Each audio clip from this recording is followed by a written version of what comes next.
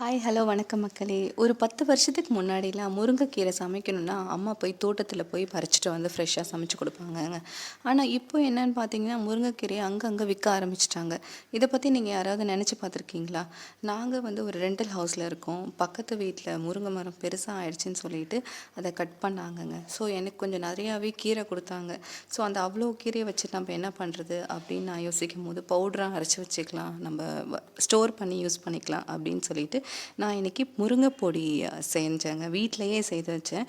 இந்த முருங்கை பொடி எப்படின்னா, நீங்கள் கீரையை நல்லா வாஷ் பண்ணிவிட்டு ஏர் ட்ரை வீட்டுக்குள்ளாரே நிழல் பகுதியில் நீங்கள் காய வச்சுக்கோங்க.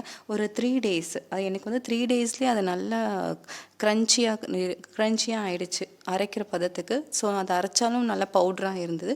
ஸோ நீங்கள் அந்த மாதிரி வீட்டில் ஒரு ஏர் ட்ரை பண்ணி வச்சுக்கோங்க. இந்த முருங்கைக்கீரையில் பார்த்தீங்கன்னா நிறையா பெனிஃபிட்ஸ் இருக்குங்க. அயன் சத்து, கால்சியம், ஆரஞ்சை விட ஒரு 7 மடங்கு விட்டமின் சி இருக்குது.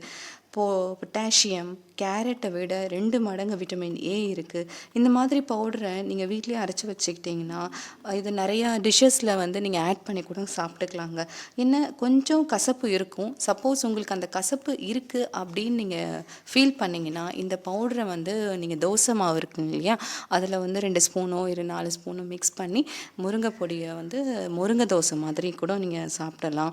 இல்லை பொரியல் செய்கிறீங்க, எந்த பொரியலாக இருந்தாலும் லாஸ்ட்டாக ஒரு 1/2 டீஸ்பூன் இல்லை 1 டீஸ்பூன் அதை ஆட் பண்ணி நீங்கள் பொரியலில் சேர்த்துக்கலாம். இல்லை வந்து நீங்கள் வெயிட் லாஸ் பண்ணணுன்னா கூட ஏர்லி மார்னிங் ஒரு வார்ம் வாட்டரில் 1 ஸ்பூன் போட்டுட்டு ஹனி போட்டுட்டு லைட்டாக கூட நீங்கள் லெமன் கூட போட்டுட்டு மிக்ஸ் பண்ணிவிட்டு குடிக்கலாம். ரொம்ப ஹெல்ப்ஃபுல்லாக இருக்கும். உங்கள் வீட்டில் ப்ரெக்னென்ட் மதர்ஸ் இருக்காங்க அப்படின்னா நீங்கள் கண்டிப்பாக இதை வீட்டில் செய்து வச்சுக்கோங்க. ரொம்ப ஹெல்ப்ஃபுல்லாக இருக்கும். கண்டிப்பாக பண்ணுங்கள். தேங்க்யூ.